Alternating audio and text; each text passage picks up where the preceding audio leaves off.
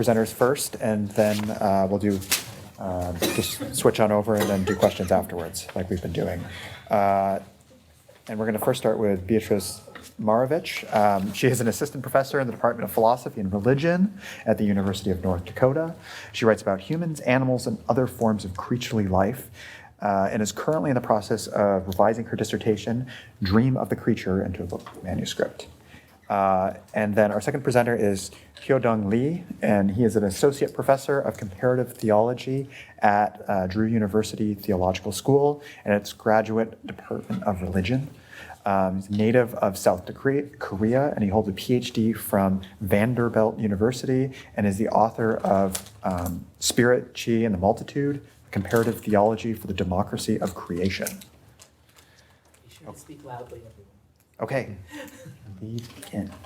All right, so back when I thought I only had 20 minutes, I revised my paper into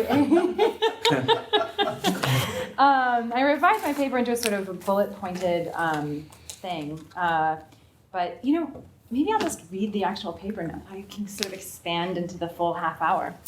But I will sort of mention before I start something that I had clarified in my bullet point list of things to talk about that didn't actually make it into the paper. It's just I want to just sort of make more explicit what I think is implicit in the paper itself, which is that I'm interested in more than sort of the function of symbolic reference in this text. I'm interested in what Whitehead calls at one point trains of reference. So I'm interested not only in the sort of process of symbolic reference, but I'm interested in how these processes of symbolic reference then expand into different trains of reference that cross contexts. So I'm interested in highlighting actually the way that the concept or figure of the creature functions as a symbol in Whitehead's own work. So I'm kind of in some ways turning his theory of symbolism back on him and trying to look at how a given symbol might be functioning in his text. And we can talk, if people have questions about that after I read the paper, we can talk a little bit more about what it means to talk about the creature as symbol, but I make it, I think, relatively clear in the introduction to my paper that there's something about the arbitrariness of his use of the creature that, for me, in some ways, is integral to its sort of symbolic nature. But I can get into that afterwards if anybody has questions. So, the paper. It's nice. I can sort of lean on this as a crutch now. I don't have to wander and just. Yeah, wandering is hard. It's a little dangerous. I get, speaking of trains of reference, I'm always just going off. So this is good. Now I'm going to be very direct and precise. All right. The figure of the creature in the work of Alfred North Whitehead functions as an almost superficial or superfluous category. The creature serves primarily as a cognate term for the actual entity or the individual fact. This concretion left in the wake of creativity. It's as if the figure of the creature is merely a shadow, a reminder that actual entities are conditioned by creativity itself. God, like other actual entities, is a creature rather than a creator, transcended by creativity. And yet still, God carries other ontological functions in Whitehead's philosophy. The figure of the creature, on the other hand, carries no ontological functions all its own. It seems to float like a kind of decorative adornment throughout Whitehead's corpus. The question I pursue here, then, is actually quite rudimentary. I'm essentially wondering, what might the function of the creature have been for Whitehead in the first place? Given that it is a bit superfluous, does the creature actually play a conceptual role beyond a shadow concept for creativity, for instance? Does it really function as anything more than adornment? In this paper, I argue that the creature is important in Whitehead's philosophy as a symbol. And it's when we examine the creature as a symbol, rather than, say, as an ontological category, that I think its more integral features begin to emerge. Symbolism itself, like the figure of the creature in his work, quote, has an unessential element in its constitution, Whitehead argued. It is, almost arbitrarily, discarded and adopted. And yet, Whitehead also argued that when we reduce the process of symbolization down to its bare bones, what we're left with are trains of reference. Symbolism, perhaps, is where we find the genetic strains and traces of cultural value. Symbolism itself is almost arbitrary, but symbols are culturally chosen and reinvented. Thus, symbolism seems to reveal something about social life, especially its loyalties and disloyalties, when we examine these trains of reference.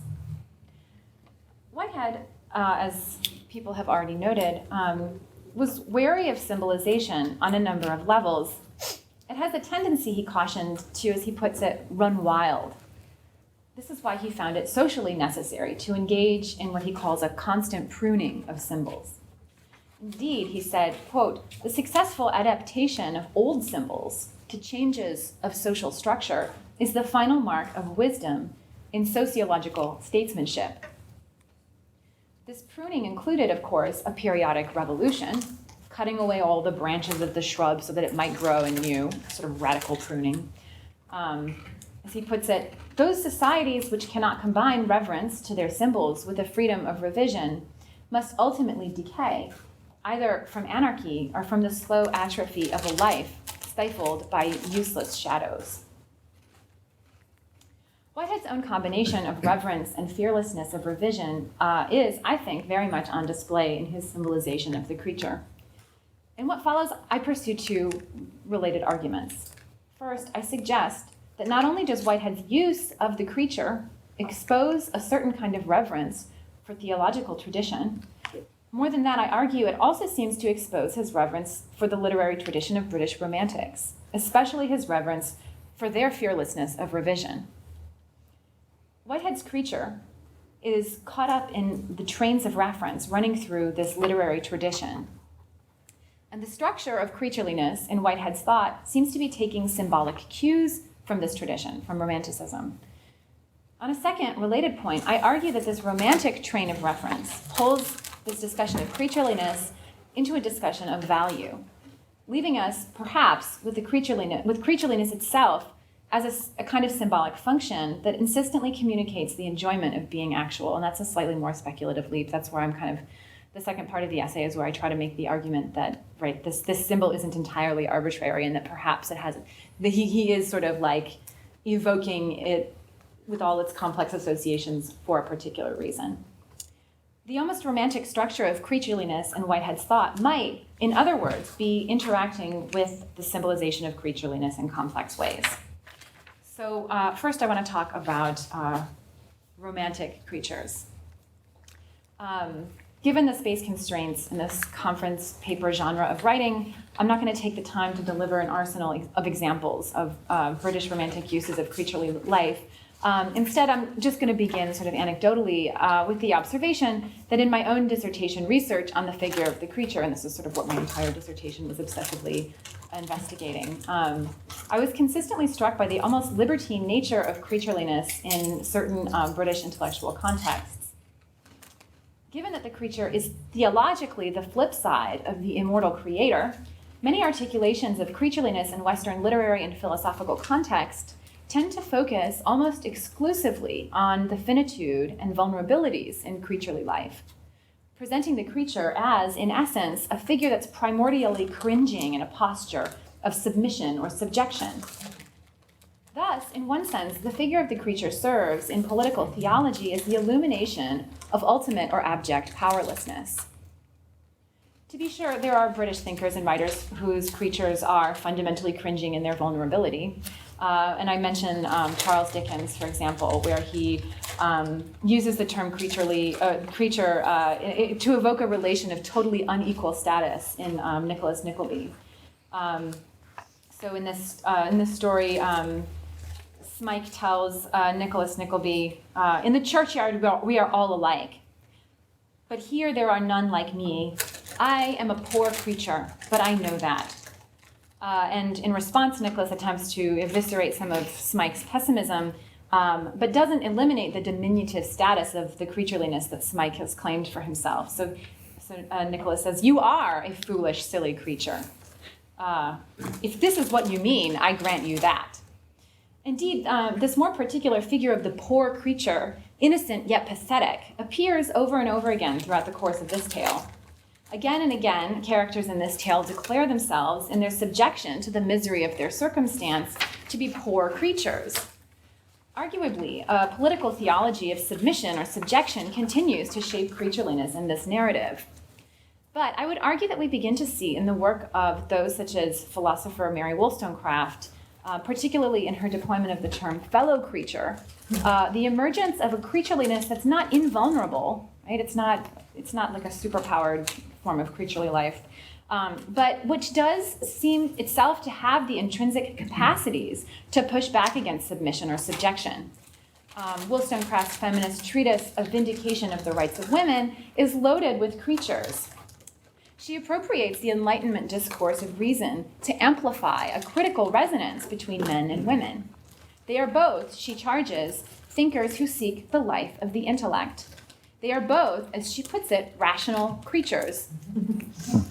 Women and men, she argues throughout the text, are fellow creatures, their faculty of reason being in large part what binds them in this fellowship.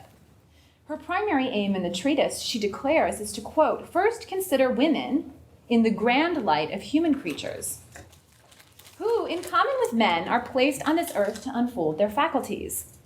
It's only after she's made their apparent fellowship and creatureliness quite clear, she clarifies, that she'll point to the particular designations that make women into women. Thus, by calling men and women fellow creatures, she's building a kind of connective tissue between them while also preserving the gender distinction between disparate forms of creatureliness. Wollstonecraft ultimately argues that becoming cognizant of this creaturely fellowship should lead men to feel, quote, "drawn by some cord of love to all his fellow creatures, including, perhaps above all, those female creatures who share his public and private spaces." She appeals to the benevolent, love-riddled authority and function of this theological figure, right? There is a certain kind of authoritative function here. I won't say authoritarian. Seeking to make use of it as a political term that questions male supremacy and engenders his real fellowship. Thus, the fact that all creatures are subjected to the benevolence of this all-powerful and immortal love is how Wollstonecraft seems to be preserving a kind of reverence for the symbol of the creature and its attendant political theology. But on the other hand, she does also seem to be revising it. She seems to see in this politically theological figure the power and capacity to push back against a social injustice. The figure of the creature as a symbol seems to have the powers and capacities to revolt and generate change.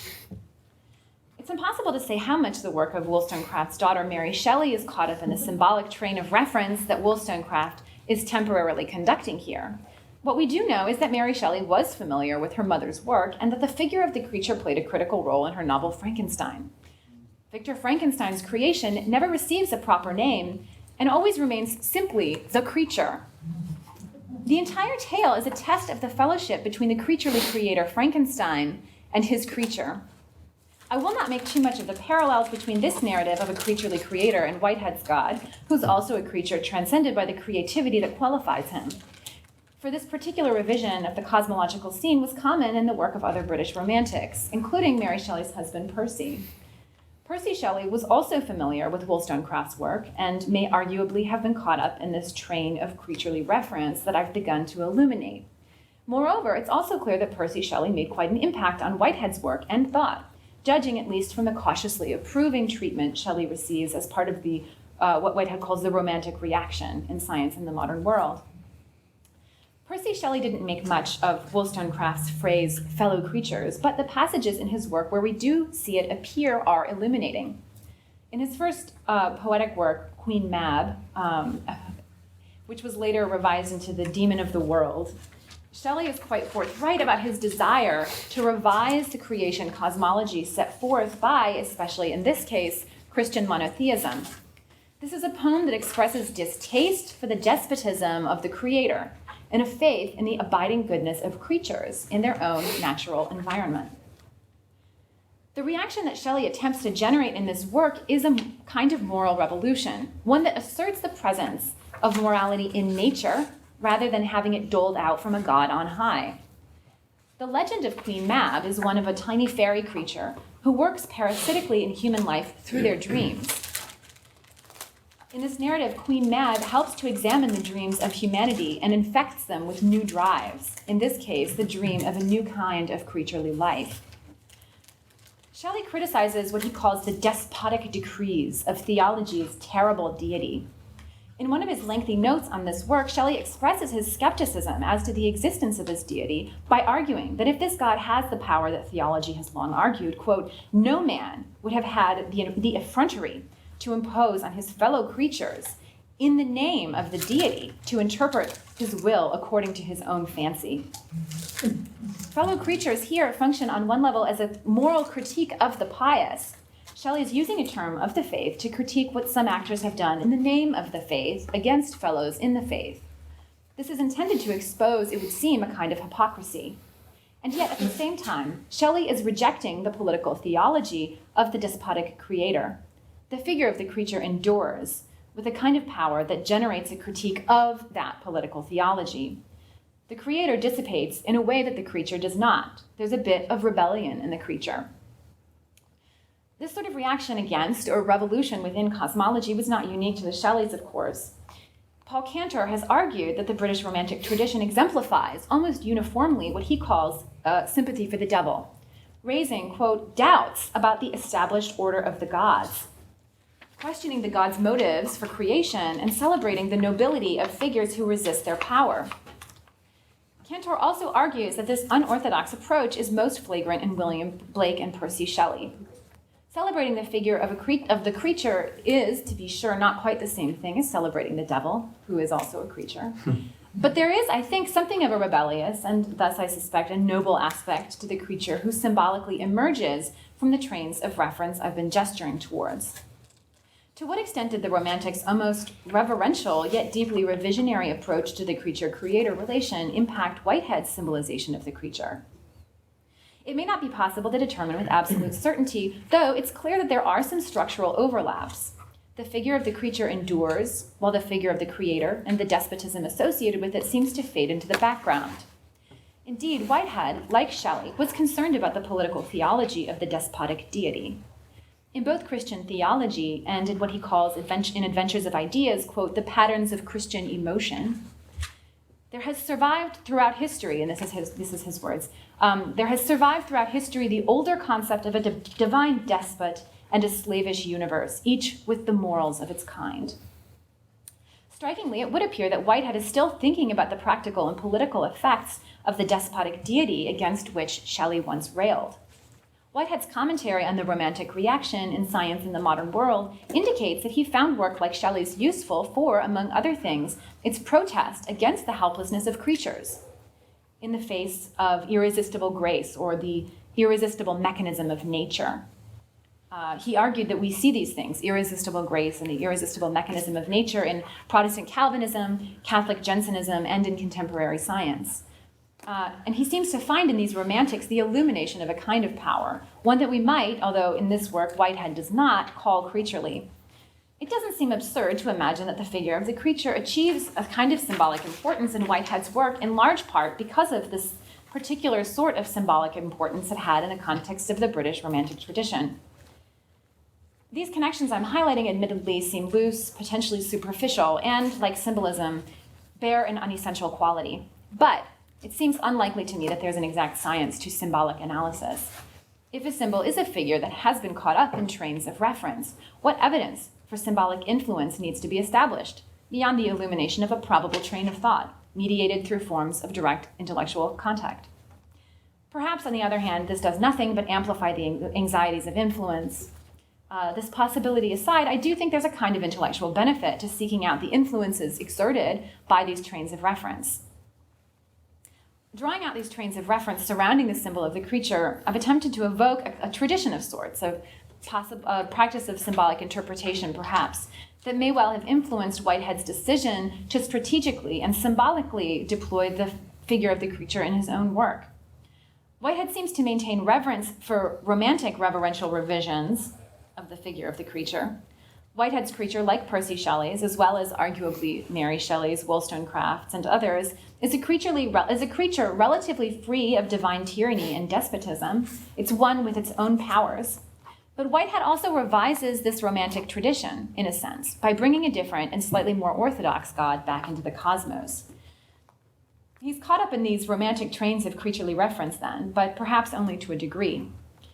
If we are, however, willing to see the continuity in this train of symbolic reference, to see the creature as reverentially revised out of both the Christian theological tradition as well as the British Romantic literary tradition more particularly, then I think it becomes possible to catch a better glimpse of what specific function the creature as symbol might be playing in Whitehead's work.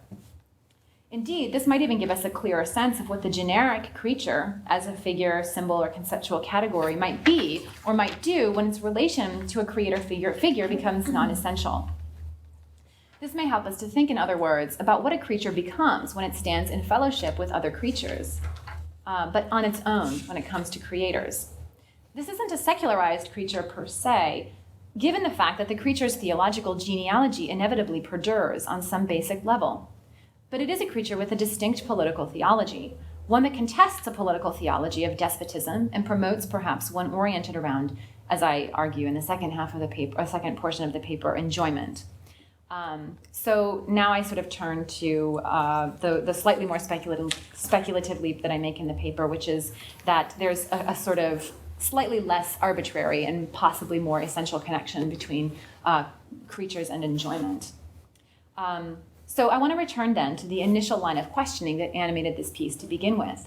If the creature is more than just a simple cognate for the actual entity, or a mere shadow of the actual entity, then what conceptual function might this category be serving in Whitehead's thought? If we entertain the line of thought I've been advancing, that Whitehead's creature as symbol is part of a romantic train of reference, then I think the function of the creature in this train of reference becomes value-oriented. I argue that the creature symbolizes something value-related. As Whitehead notes of the romantic reaction in science in the modern world, he's interested in this moment of thought, not only because it was, as he puts it, a protest on behalf of the organic view of nature, but also because it was, quote, a protest against the exclusion of value from the essence of matter of fact. This reaction in thought and sensibility was a protest against the exclusion of value from actuality. What is value?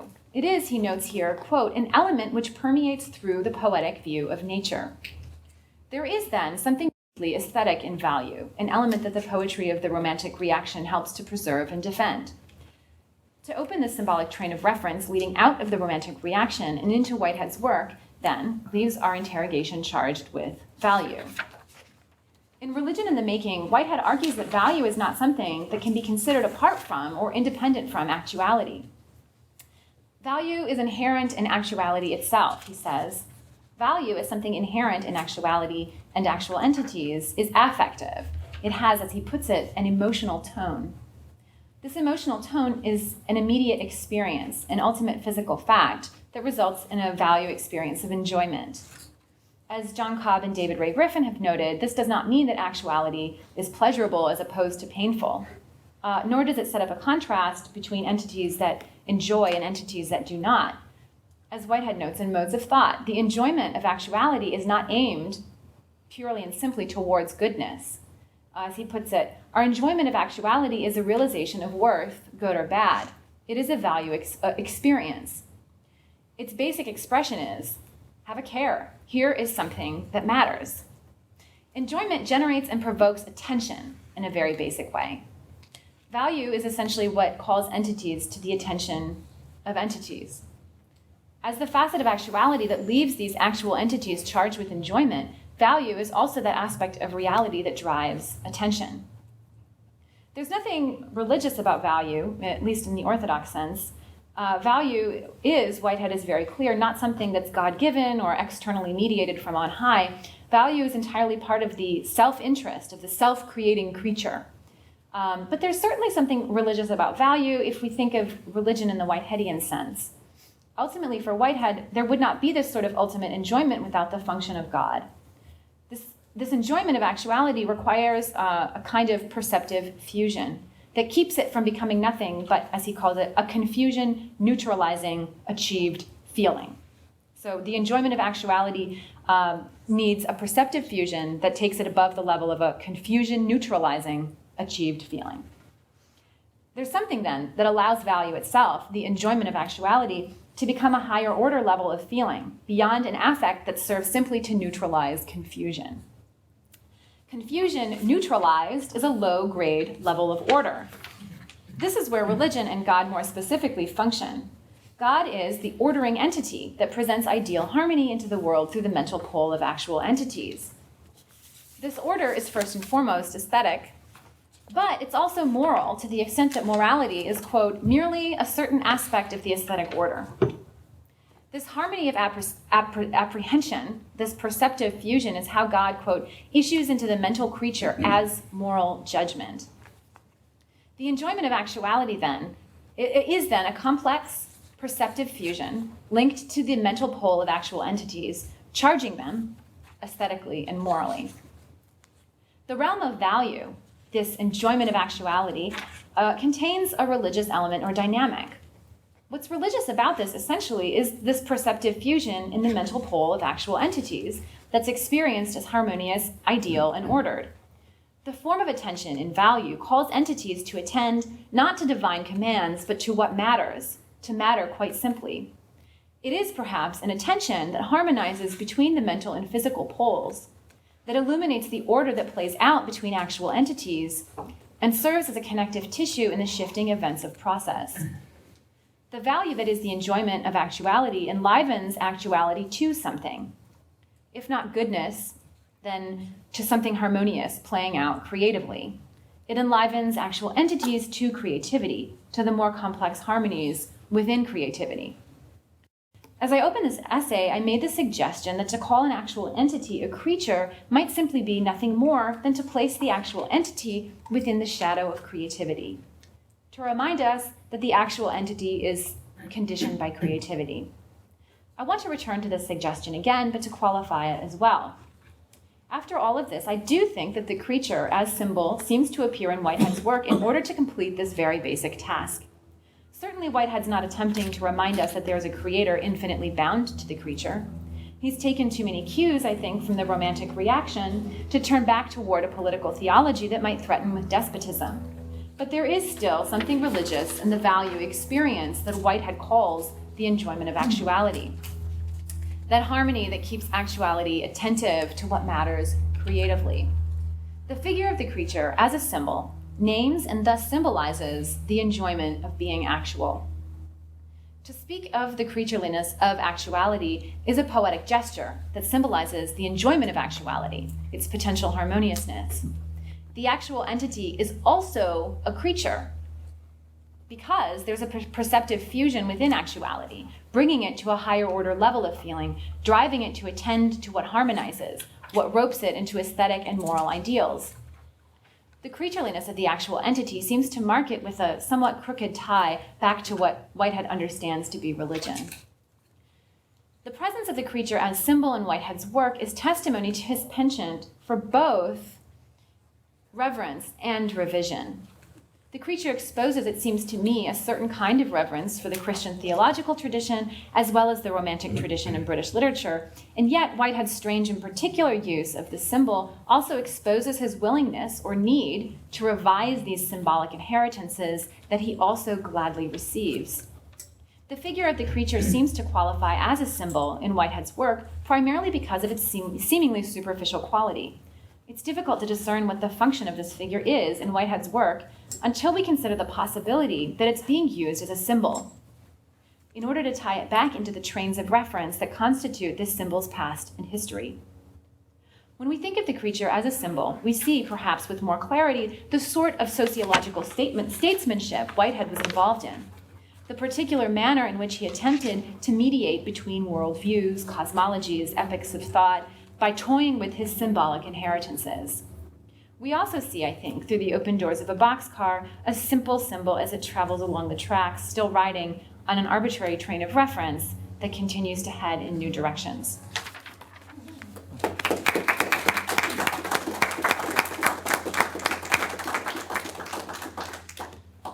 Great, take it away.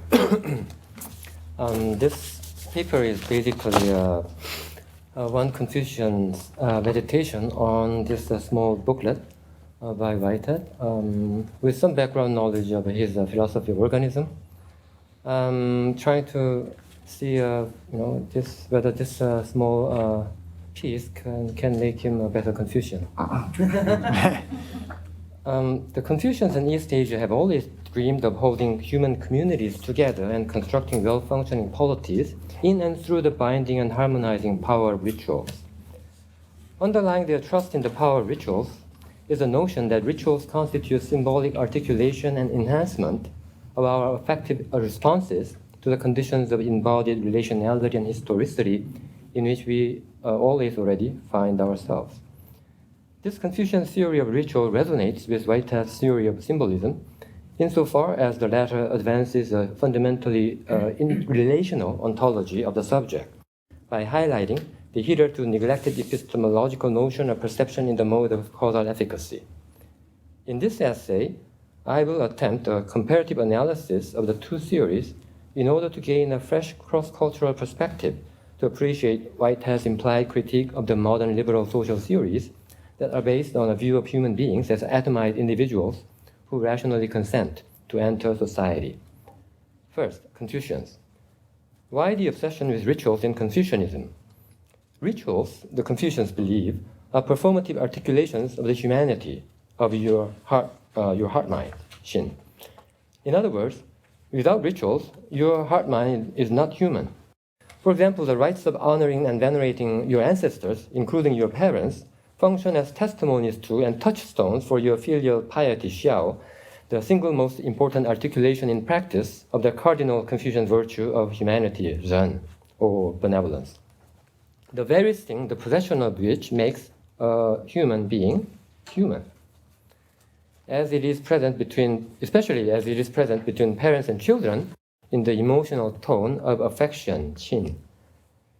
According to Confucius or Kongzi, the revered founder of the Confucian way, the humanity may be defined as the integrity of a guileless self with a capacity for empathetic response to or sympathetic understanding of others. In other words, Kongzi puts at the heart of his definition of humanity an ideal of selfhood that is open, empathetic, relational, and all-embracing, ultimately embracing of the entire cosmos. He views such an ideal selfhood as both being formed by and finding its bodily enactment in rituals, the view captured by his famous dictum, overcome the self-centered individual self and return to ritual. By rituals, he does not mean any ritual, but the ones permeated by a spirit of mutuality and reciprocity. Such rituals are productive of social concord and harmony, for they both manifest and help come into being empathetic selves, capable of being completely in tune with one another. That is to say, understanding one another sympathetically and hence always appropriate, right, in their ritual responses to one another.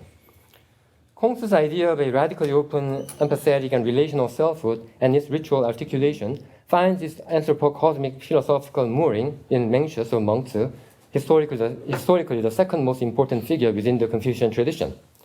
According to Mengzi, humanity or Zen is none other than the human nature with which everyone is born. Nature, Xing, here being the spontaneous course in which a life form completes its development when nurtured and not obstructed, and as such can be said to have been decreed or endowed by heaven as a cipher for nature as physis, ceaseless generativity. Right. The human nature, in other words, points to the seed of a radically open, empathetic, and relational selfhood that is in all of us humans as the core human potential to be developed fully. Mengzi speaks of the sprouts of humanity within every human being, namely the four good heart minds, feelings of sympathy and benevolence, shame and dislike, difference and compliance, and approval and disapproval, all of which are diverse relational articulations of human nature as empathy. which all culminate in the four virtues of benevolence, rightness, ritual propriety, and wisdom. Mengzi describes the growth of these so-called four sprouts in terms of the bodily cultivation of one's qi, namely the vital psychophysical energy of the universe of which everyone is made up.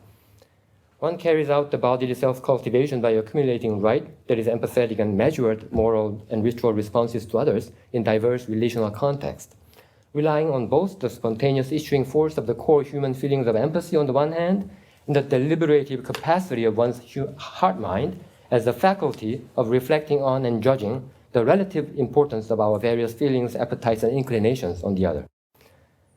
The accumulation of right, moral, and ritual responses progressively expands the boundaries of one's embodied self until it comes to encompass the entire universe in empathy. That is, until it becomes united and fully resonating with the cosmic psychophysical energy filling heaven and earth. As the dominant school in the history of the Confucian tradition from the 11th century on in East Asia, Neo-Confucianism took up the mentioned development of Kongzi's idea of humanity and ritual articulation, formation, and formulated a moral psychological account of the human being that had at its center what may be called the relational ontology of affectivity. In the representative moral psychology advanced by the so-called Zhengzu school of Neo-Confucianism, the most fundamental and initial activity of the human heart-mind consists in feelings and desires that are activations of the human nature by one's bodily psychophysical energy or qi in response to concrete relational context. Those initial embodied affective responses to others may follow, without deviation, the mandate of the human nature within as empathy, and retain as a consequence the heart-mind's original state of equilibrium that is radically open, empathetic, and responsive, and thereby become fitting and harmonious to the particular relational context that is empathetic, other-oriented, and therefore conducive to harmonious relations. But one's affective responses may, however, deviate from the dictates of empathy within, lose the original equilibrium of the heart-mind, and become inappropriate and discordant to the relational context that is excessive or deficient, being self-oriented, closed in upon oneself, and unempathetic. The role of the heart-mind's moral agency is to follow up on its initial affective responses to others in the form of intentional deliberation and judgment in order to nurture the relationally harmonious feelings while bringing under control the non-harmonious ones. When the human heart-mind fulfills this role by following without deviation the promptings of the human nature within, it is identical to what is called the heart-mind of the way, Tao Xin. Continued exercise of the human heart-mind's moral agency as the heart-mind of the way over the long haul accumulates relationally correct moral judgments and ritual responses to such an extent that one's psychophysical energy is habitually conditioned to respond ritually to others in proper measures spontaneously, while one's moral judgment is perfected always to favor such spontaneous ritual responses conducive to harmonious relations. Reaching such a perfected moral state means one has become a superior person, Zunzi, ready to join the ranks. My page just jumped.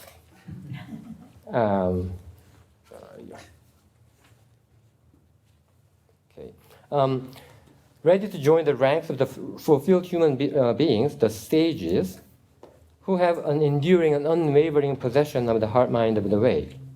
Learning the classics is crucial in this process of self-cultivation precisely because it was none other than the sages of the old who created the ritual tradition contained in the classics out of their unobstructed capacity to manifest and articulate the heart of humanity within them. The ritual learning of the tradition of the sages will be an unerring guide to properly measured, relationally correct moral judgments and ritual responses in all situations imaginable and possible, as oneself progressively expands through a series of ever-enlarging concentric circles of relation, starting from the family and through the local community and the state, ending at all under heaven, which is the entire world or cosmos. The perennial social-political dream of the Confucians has been ruled by such superior persons or sages as ritual masters whose meaningful symbolic actions manifest fully the animating heart of society, namely benevolence or Ran, superior persons and sages would radiate moral charisma that spontaneously draws people, and indeed all creatures under heaven, to them and to one another in peace and harmony. The Confucian program of classical learning and ritual cultivation, which is in principle open to all, regardless of their social stations, has aimed at educating rulers who are sages inside, kings outside. And the fellow ritual masters who can ably assist the sage kings in the task of holding human society and entire cosmos together and helping the myriad creatures in it flourish. Now, on to Whitehead. The central claim of Whitehead on the social role of symbolism is to provide space for the freedom of individuals while ensuring social cohesion by guiding and channeling their exercise of freedom to serve the ultimate purpose of the society of which they are members.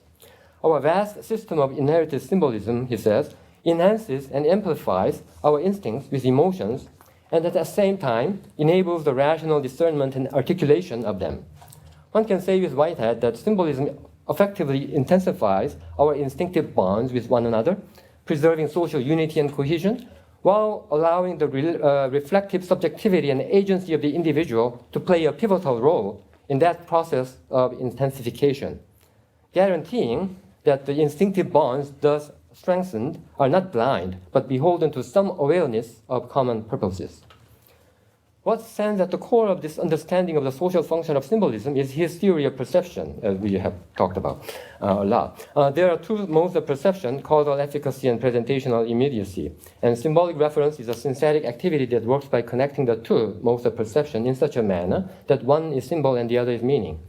Here, the critical claim made by Whitehead is that perception of causal efficacy is the more primitive component of experience. And therefore, symbolic reference runs from presentational immediacy to causal efficacy. Causal efficacy is the experience of the presences or powers which we perceive incontrovertibly as affecting our bodies directly but indistinctly, and to which we respond so immediately that their efficacy always already belongs to the past conditions that have given rise to our present state. Further, this experience of causal efficacy is shot through with emotional tones, as our responses to the vague presences are closely entwined with the feelings of anger, hatred, fear, attraction, love, and so on. The fact that perception in the mode of causal efficacy is the more primitive mode links it to Whitehead's notion of instinct or instinctive action. The perception of a circumambient, efficacious world of beings is so certain that the practical responsiveness of the organisms involves little hesitance or irresolution regarding the causal efficacy of the world, leading the organisms to anticipate firmly the confirmation of the immediate future to their present activity. To extrapolate from Whitehead's own examples, a flower turns to the light or a puppy dog jumps onto a colored shape that we recognize as a chair with as much, if not more, certainty as when we leap to the side upon hearing an approaching screech in the middle of a road crossing. The fact that an inhibition of familiar sense data, such as being in the dark, provokes in most living creatures the fear of vague presences, effective for good or evil, testifies to the primal nature of the perceptive mode of causal efficacy. In presentational immediacy, by contrast, the external environment appears as a community of mutually distinct actual things, but only by the mediation of qualities such as colors, sounds, taste, etc., which can with equal truth be described as our sensations or as the qualities of the actual things which we perceive.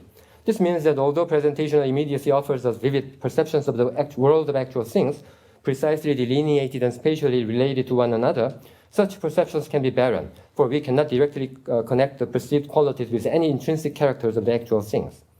In fact, presentational immediacy in its pure form is a highly abstract operation found in a meaningful way only in the experiences of a few high-grade organisms such as humans. Symbolic reference counters this once removed character of presentational immediacy from the immediate practical exigencies of the world of actual things by connecting the perceived qualities to the perceived causally efficacious presences. Symbolic reference provides specific delineation and enhancement of the vague perceptions of causal efficacy, while anchoring the distinct perceptions of presentational immediacy in the world of actual things.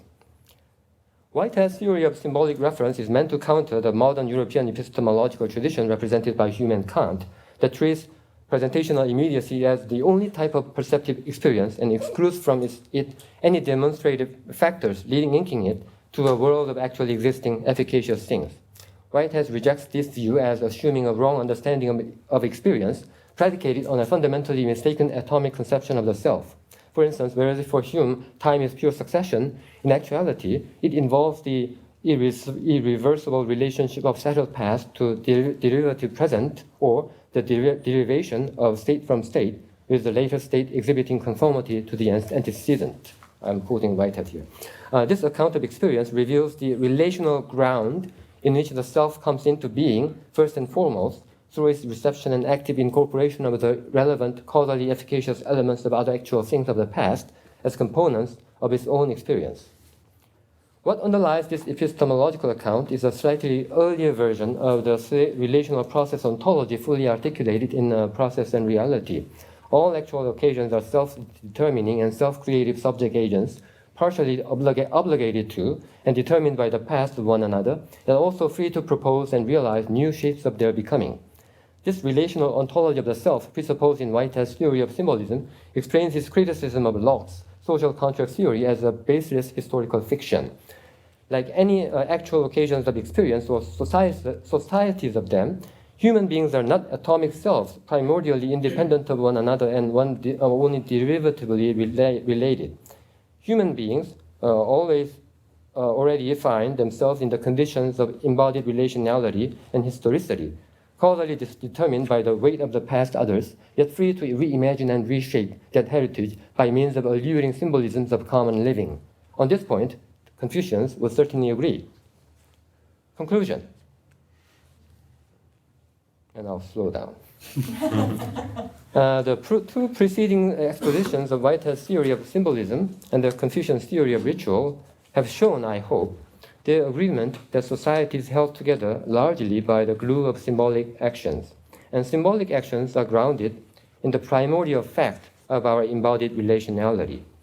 Both of them put at the center of their respective accounts of human experience a notion of the open self, whose very coming into being is dependent first and foremost on its intercourse with other selves on some very instinctual and emotional levels.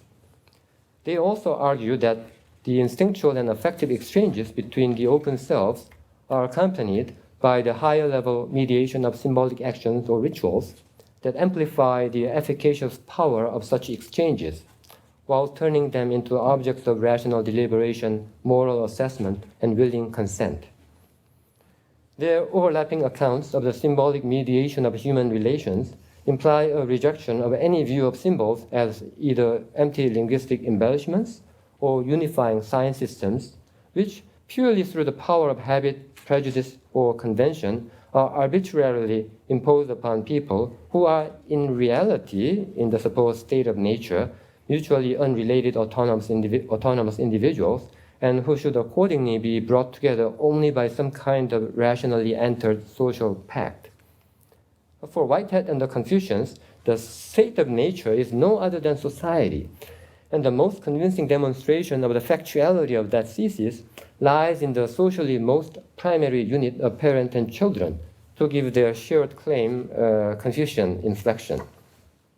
This primary relational matrix for becoming of the self is shot through with affectivity that is specified by the Confucians with the notion of parental and filial affection, qin. For the Confucians, the educational formation of human beings, humanitas, begins right here, with the performative learning of symbolic actions to enhance, articulate, and foster the affective quality of the familial relations. The reason for such educational approach lies in the belief that qin is the primordial and paradigmatic expression of humanity, Ren, and as such provides a compelling reason to regard all human relations as extensions of the familial relations. If one fails at the task of ritual self-cultivation within the familial context, unable to relate to one's parents or children with symbolically focused and measured qin, affection, such a person will not do better within the context of larger communities or the state, for the center has been hollowed out from the ever-enlarging concentric circles of ritual learning. Hence, Any claim made to the sagely ability to pacify the state or the world without having first brought a ritual and affective harmony to one's family will be greeted by the Confucians with a healthy dose of skepticism. We may want to take our cue from the Confucians and pay more attention to ritual learning within the context of the family to cultivate a rich tradition of family rituals where such has never received a serious attention, and to recover it where it has been lost. After all, family is emblematic on the level of a human organism of the all-pervasive and in many cases overpowering causal weight of the past that Whitehead articulates. As such, for good or ill, this socially most primary unit arguably makes the greatest impact on the becoming of the human self from very early on. A lot is at stake in whether or not we are able to bring some order and harmony to the affective exchanges taking place in the familial relations. And this task could be accomplished by cultivating this primary relational matrix into a deep reservoir of vibrant symbols beckoning us to the humanity, our fundamentally and empathetically relational nature within us. Many dominant responses to social problems in the Western world today treat them as tasks of social engineering and focus primarily on large-scale institutional measures such as economic or public educational policies, which, although aimed at providing societal underpinnings for the well-being of the family units, for the most part, do not pay enough attention to their status as the primary site for nurturing the affective basis of human flourishing. In zooming in on the family, however, the Confucian point is not to regard the relations constituting the larger social units as extensions of the familial relations in the literal sense of the term, but to extrapolate imaginatively and analogically through a process of symbolic transference from the affective heart animating the latter, the family, in order to humanize the former, the larger social units. Nevertheless, despite its spirit and intent, the Confucian emphasis on the family has historically disclosed the risk in this educational strategy, namely the danger that ritual learning might be tied down by the power of the primary affective ties and not progress beyond the boundaries of the relatively homogeneous units of the family and the tribe to encompass ultimately all the differences in the cosmos.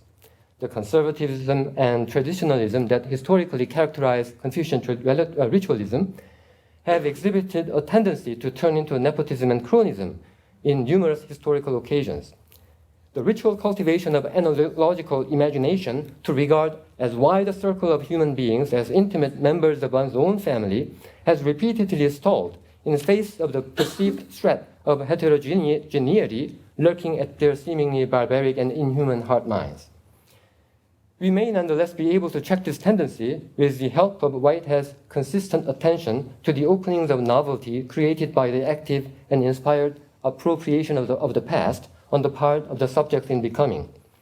If temporality is indeed historicity as Whitehead contends, if time unfolds with the creative espousal of the always already patterned past to advance into the partially open future rather than constituting mere duration or pure succession, then the great reverence in which tradition is held by Confucian ritualism need not mean a captivity to what is most familiar because it is familial. As Whitehead argues, although a symbol itself may not change, it will have different meanings for different people through different times. Symbolism may need, quote, a continuous process of tuning and of adaptation to a future ever requiring new forms of expression, unquote, and even an occasional revolution.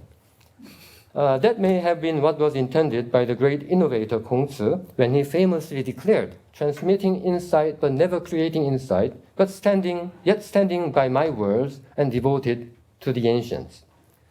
To find oneself variously obligated to others in the unavoidable web of both familiar and unfamiliar causal connections, and to learn to name, assess, and order those obligations by means of ritual interactions, always starting from what is most near at hand, but constantly moving beyond it. Such may be a Confucian Whiteheadian wisdom on the kind of symbolism we need today. Thank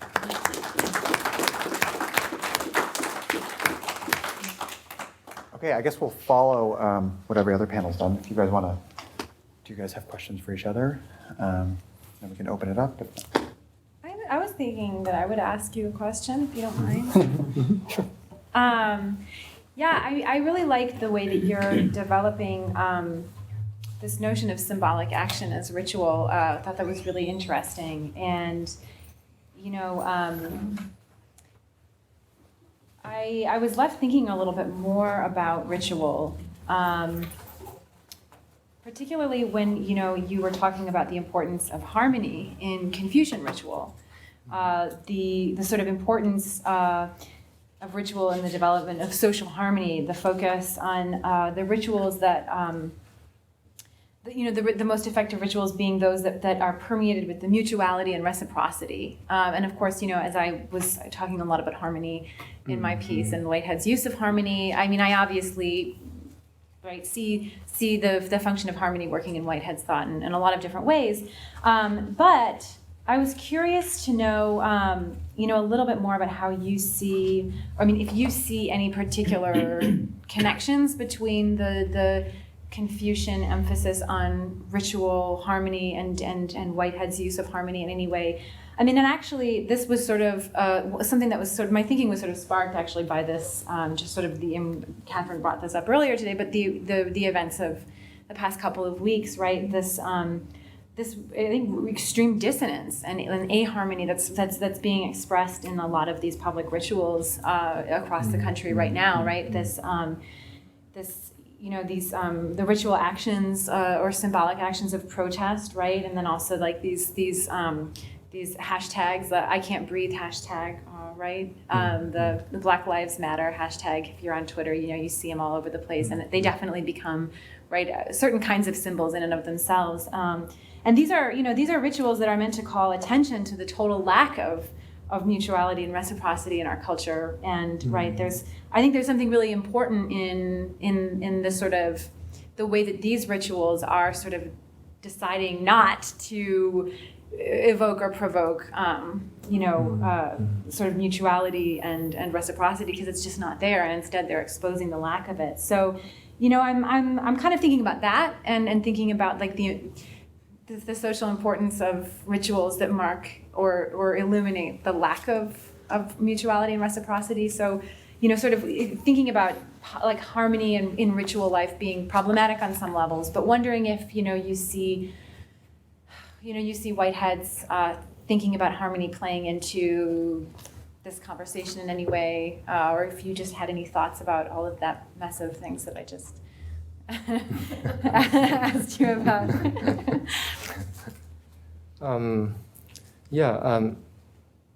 If I understand Whiteheadian understanding of harmony to involve intensification of contrast. Confucian tradition, in its emphasis on harmony and order, may have lapsed in many occasions from its original insight, which is to say that any harmony that is to bring us together, bring humans and the rest of the cosmos together, should arise out of some deep empathy across differences.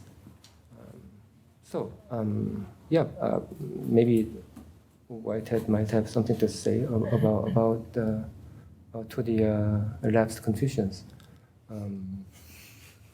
Is there such a thing as? But I may not be answering your question exactly. Am I answering your question exactly? Or? I mean, I wasn't necessarily expecting an exact answer. It wasn't a very exact question, I guess. But Okay, we can open this up. We have exactly a half hour for questions. So maybe, yeah. I just have a curiosity question. In the Confucian tradition, what kind of family rituals would you be talking about? What might something look like? What's a family ritual that's meant to help the children, through deep empathy from their parents, feel like they're a part of some kind of harmonious unit. Are there any particular instances that you can think of? Well, As a parent, I'm just curious. yeah. I mean, I'm a parent at this point, but I have not really practiced this. But something that immediately comes to my mind is trying to remember my childhood, and as I was growing up, I wasn't really. I had no expectation that my parents. I had no expectation that my parents would come to my room in the morning to wake me up, to help me go to school. Rather, the rituals that we performed was that I, as a child, got up, supposed to get up on my own and go to my parents' room and ask them whether they are okay, how they are, greet them, ask after their well-being. That's something that, I don't know, it may have done something for me. I don't, I can't claim to be that I'm a better person, because I really fully performed those rituals in my early childhood. But that's something that I struggle to reenact here, because not many households are doing that, and my child is not fully accepting of this ritual as something that should be performed without any question, right? But I think it does something to strengthen the affective ties between parents and children, and to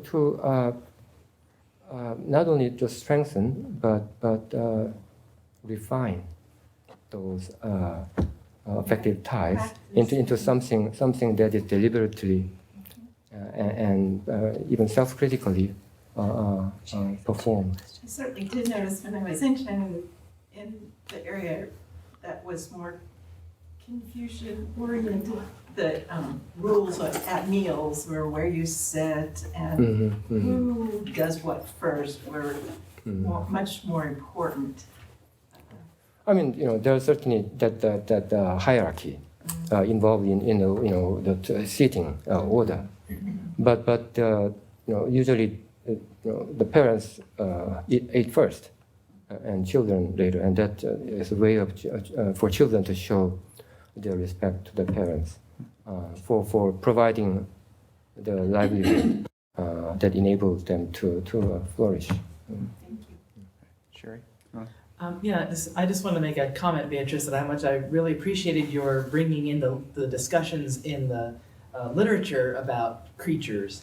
And I had read Frankenstein many, many years ago and had always heard of it more as a critique of human hubris and technology and advancement and that kind of thing. But a couple of years ago, I went to, when they were doing in the movie theaters, the showing from the National Theatre in London of the play with Benedict Cumberbatch and the other guy, and they had alternated roles. And anyway, I saw that, and it was beautifully, beautifully done and very, very powerful. But I remember coming away from that profoundly being moved by the idea that this was a theological statement, that when the creature says, like, why did you make me like this, that it was a theological question and not just about human hubris. So I just really wanted to say I found it very interesting, you bringing those in. Yeah, I mean, I think literature is like, I think in novels and poetry are one of the few places where people historically have felt bold enough to experiment with, trying out different critiques and raising different kinds of questions about theological tradition in ways that theologians just have been institutionally constrained from doing. So I definitely think, some of the most interesting theological work is just in novels and things like that. And I think, absolutely. I think that when you read Frankenstein as a sort of commentary on the creature-creator relationship, there's a lot there.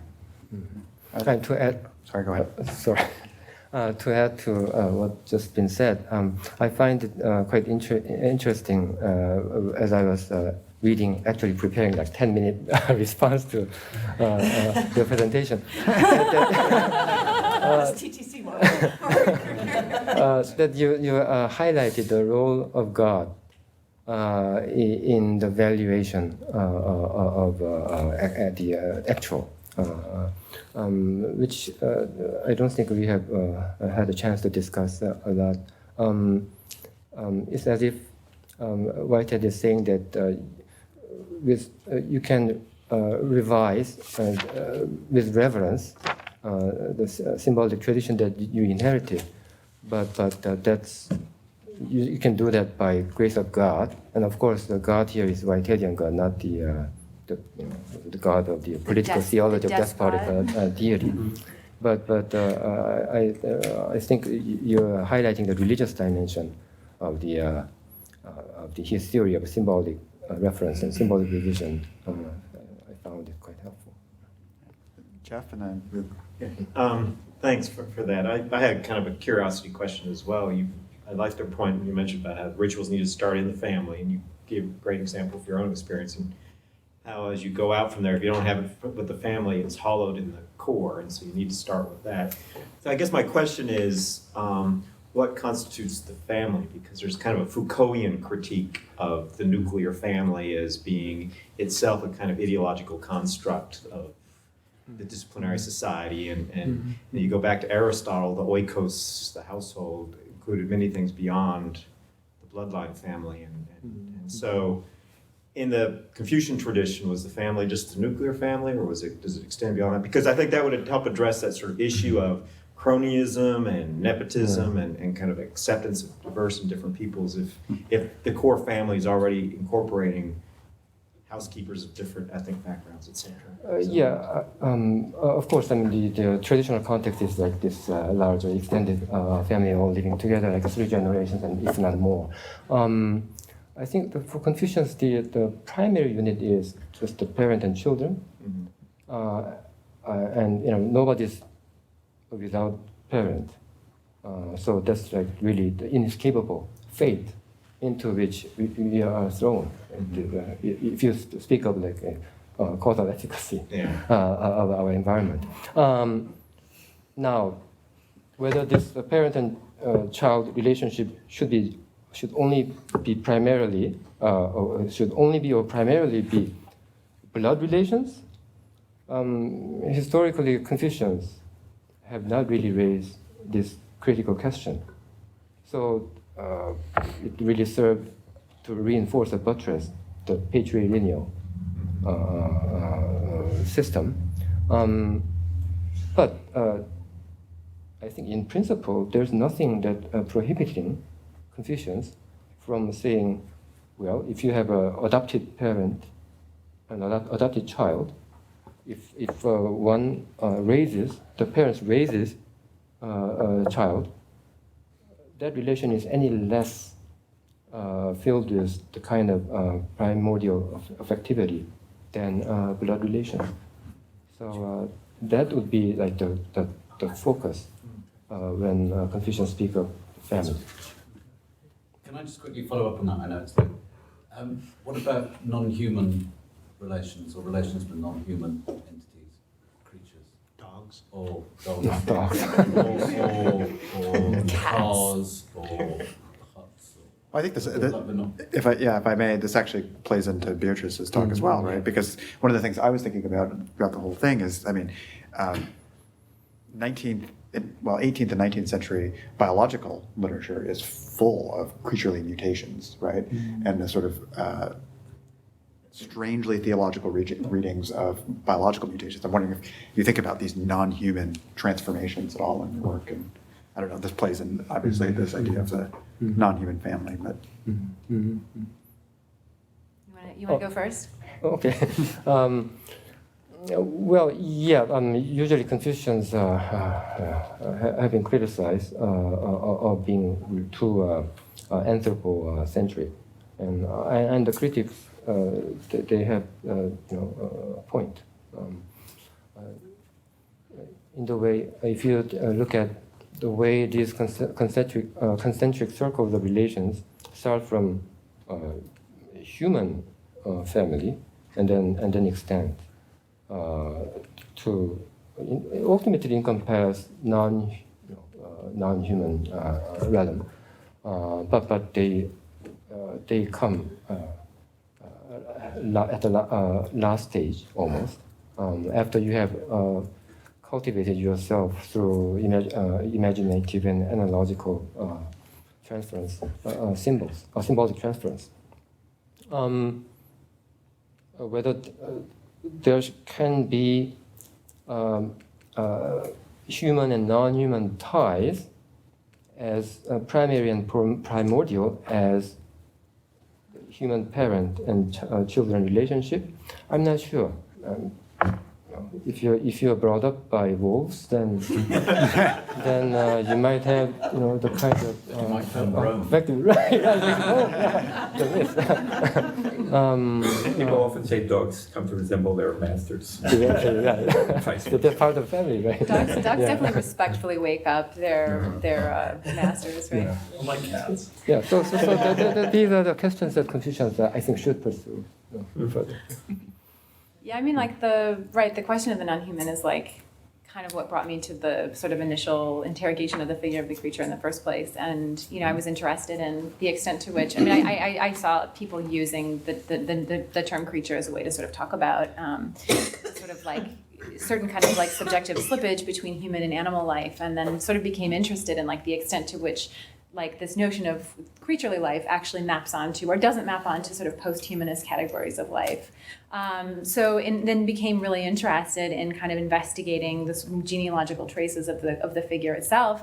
And actually, I mean, I think this is one of the ways that like Whitehead's work has been most useful to me, because I actually think his is like his use of the term of the figure of the creature is probably the most like radically generic of any that I've seen. And so in that sense, it's just like this extremely sort of, I think, helpfully generic in some ways category. But the thing is, you just, and I think the figure of the creature is probably one of the most sort of subjectively slippery categories. And historically, you just see it being deployed in so many different ways that it's just there's no real pattern. It sometimes refers to only non-humans as opposed to the human, and it sometimes refers to a kind of subjective continuity. But yeah, I think the way that it gets used in science of particularly like the 19th century is really fascinating. And Darwin talked about creatures all the time, even though he wasn't particularly talking about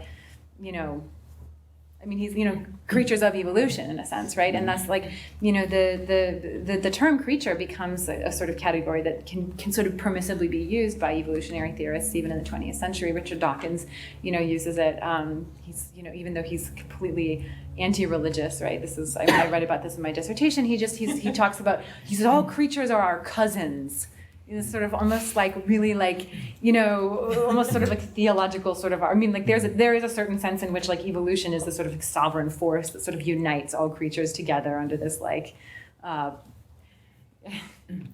of condition of, subjection to their, genetic inheritance. And versus the divine despot. Yeah, exactly. So I think, absolutely. I don't particularly talk about the non-human in this paper, but that's, you can't do it all. Luke had So just following up on the question of the non-human, I mean, one thing that I really liked about your paper, Hyo-Dong, this kind of contrast is that it seems like this kind of neo-Confucian worldview really, might have some element of anthropocentrism, but it's definitely not like a Western bifurcation kind of thing going on, right? Because like you're taking your cue from, the idea is this harmonization of heaven and earth, right? So the microcosm and the macrocosm, these kind of communities that you harmonize, kind of go progressively outward. So, and I think, right, this is, maybe I have no idea, but maybe like the kind of the Taoist element like within this, that your nature is, so you're harmonizing it at all these levels, and it seems to resonate well with, Whitehead defining society, right, as not just a human society, but these larger societies that, the great societies are, through rocks and, the sky. And so anyway, I kind of saw that as one neat thing that. And ultimately, heaven is your father, and earth is your mother. I mean, the parents are the whole world. The entire universe is you honor, you revere, you respect the entire cosmos as your parent. That's the goal. But in terms of educational strategy, you start from what is most near at hand, where you can most easily learn, and where you end up actually learning at the very first moment you're born. That's there too. But thanks for highlighting. So I think my question is sort of, anyways, it's actually a little different. It seems like, so Whitehead says, holds up the importance of both reverence and revision, right? So in Whitehead, there's this, we can't let things fall into stasis, right? It needs to be renewed with zest and novelty. And so I see in the kind of Neo-Confucian, picture, there's a lot of reverence and not as much like revision, right? It seems like that creative component is downplayed a little bit in that quote where the real sage, he transmits but doesn't create, right? So from my perspective, we're on valorizing symbol making and symbol crafting, right? So there's I don't know. So I'm wondering if maybe you see some kind of contrast between Whitehead and this as important, or whether there are elements of this the Confucian worldview that do include adaptation to new circumstances, or right, and the way that plays out with the family, anyways, I guess do you see the revision, the novelty in? It seems, when one studies the history, it seems that Confucians are doing what Whitehead is asking us to do in terms of revision of symbols all the time, right? Yeah. Confucius himself, even when he said, I don't innovate, but still he was a great innovator in the sense that he's the notion of superior person, one who has self-cultivated to the point of embracing entire cosmos. The symbol of Junzi was just a noble person, aristocrat, and he took it over and turned it into something quite, almost universal, applicable across cultures. So it's a great innovation, and Confucians since then, have done that all the time. But they always refer back to the sages and saying what I am saying is not really, it doesn't deviate from the classic tradition. So there's reverence. But at the same time, revision. Actually, along those same lines, I'm really intrigued by this idea of the potential of the revision of traditions, but still keeping the tradition alive in some way, showing some fidelity to that tradition in a way that sort of embeds you in history and in the causal chain of which you are a part and of which you're a product. What I wonder, though, is at what point does revolution factor in? Is there ever a point at which a tradition must be pronounced perhaps irredeemable, immune to positive reappropriation within a contemporary context and discarded altogether? And if so, how do we mediate that? How do we get to that point? How do we make that sort of determination? I was wondering if you had thoughts on this. Well, simple question. I'm not sure you're asking the right person because to Confucian revolutionary, that's kind of almost oxymoron.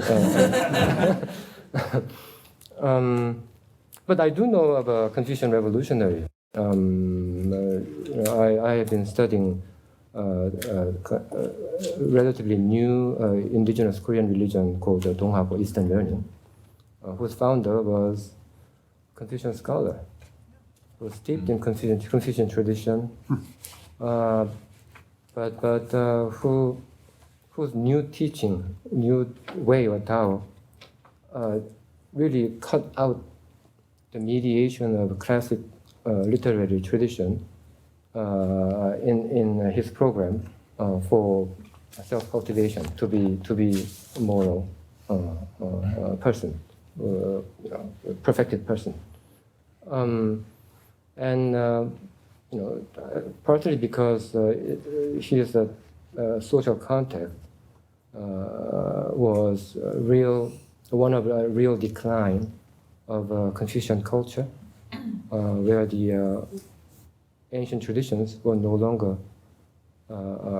respected as before, or actually, ancient traditions were revealed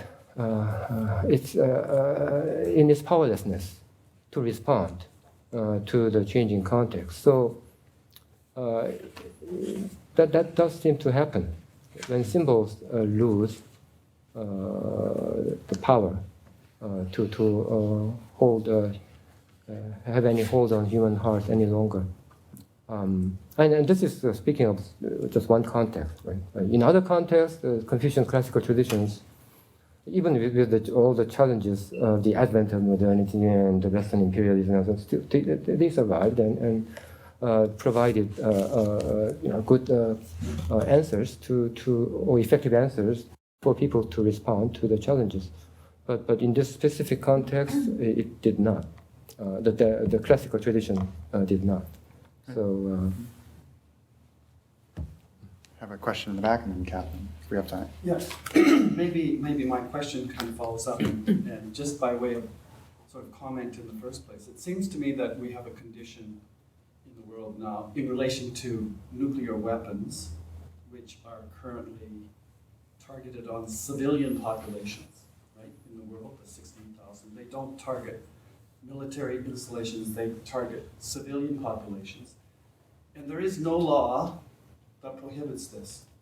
Right? There's no law in the world that prohibits nations from targeting civilians. Right? And maybe the development of nuclear weapons as they are is the development of a God. Right? It's because we trust in the God to secure us from one another, because MAD is mutually assured destruction. If we don't act properly, we'll get annihilated, and the world will get annihilated. So it's a kind of a prophetic Armageddon that we've created. It's a human creation, right? This is not. So God is a creature. I mean, is this a God?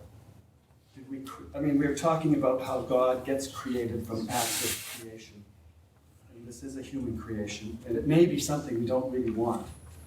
It does require kind of a radical transition, such as the issue associated with climate change. We know that the problematic of climate change.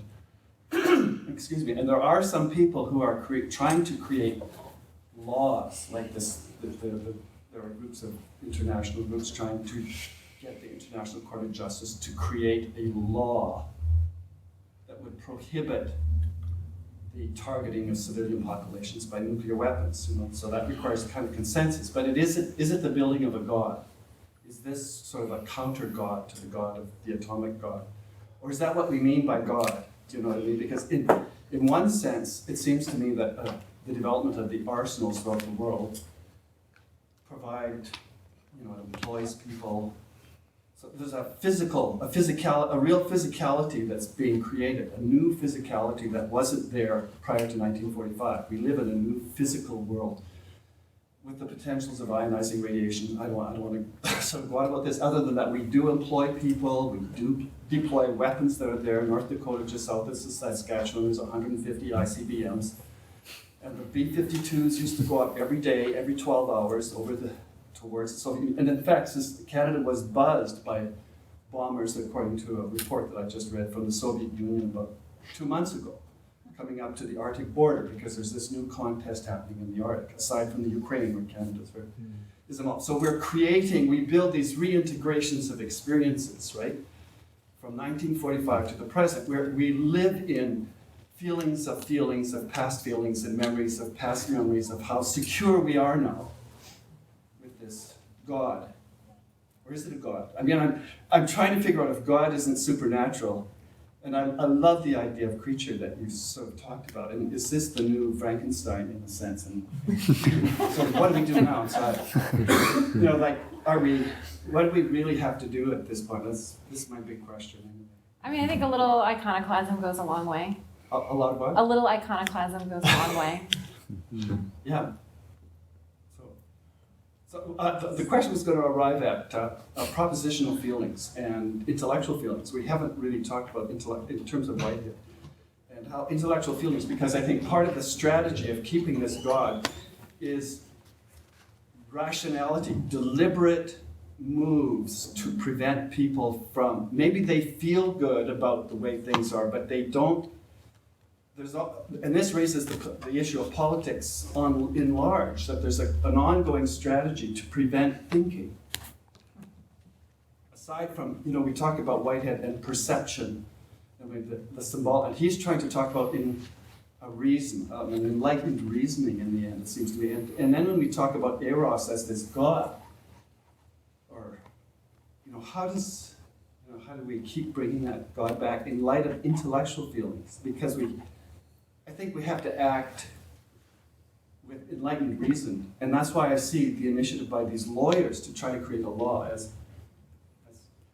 a strategic, it's not just perception, it's intellectual challenge of, doing something hard. Anyway, is it a question? I'm sorry. But that's what I've been sitting and listening to, the idea of perception. I'm saying, where do we jump now into human creation? Because it's ongoing creativity. God is in our ongoing creativity, and this is part of what's going to Anybody? Catherine? No. I'm just really glad for your meditation, and also that the fact that you shared with me was new to me, that our administration has poured $1 trillion recently, or released $1 trillion for the renewal of our nuclear weapons. This is according to the New York Times. Yeah. So it's like it's not going away. So it takes away from the allocation of dollars, administrative dollars. Those $1 trillion on Canada's, we're having our problems too, will go to that physicality, right?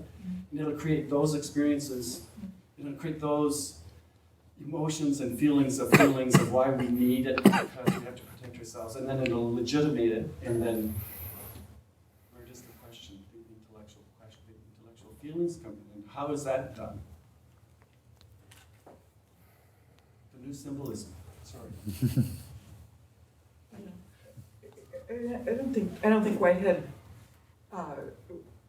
was reflecting on these kind of man-made apocalypses.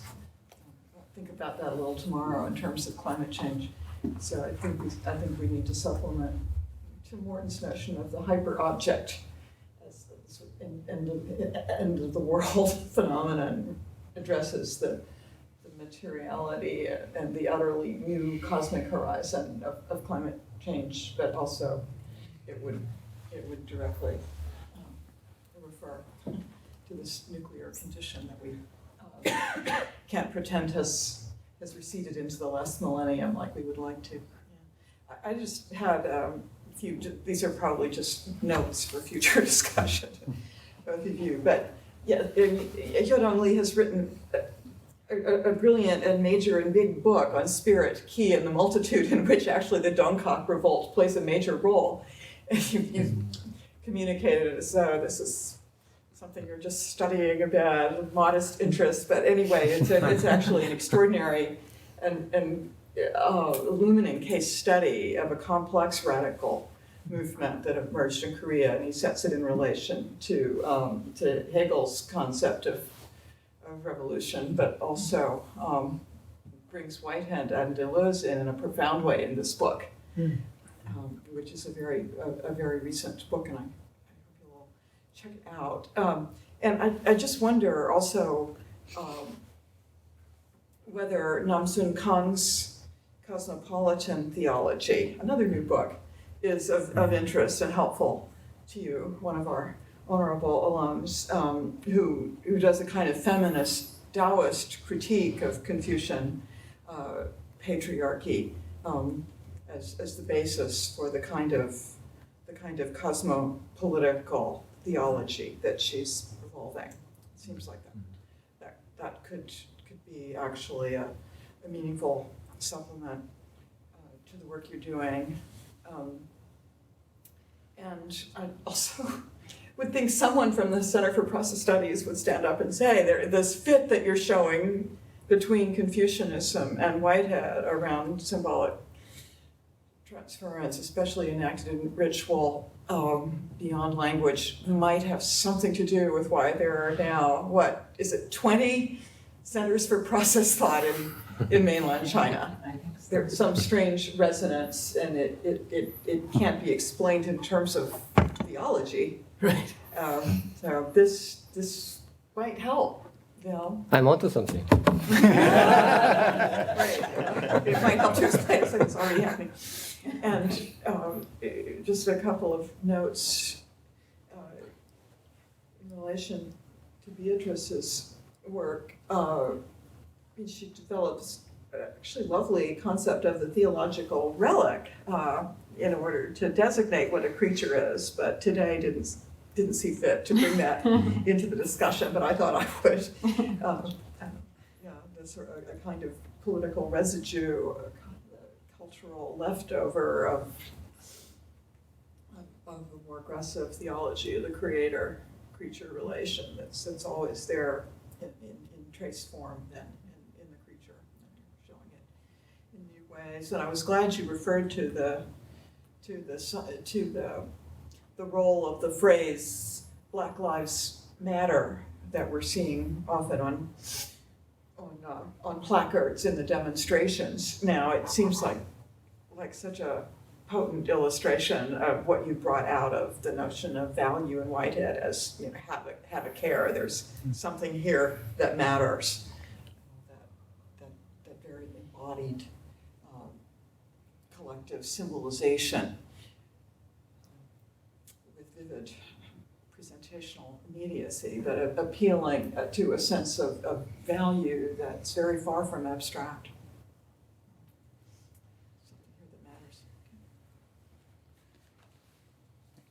Well, I think we're out of time. I guess break is 1 hour now, right? 1 hour break, and then we come back for Stephen's talk. So thank you.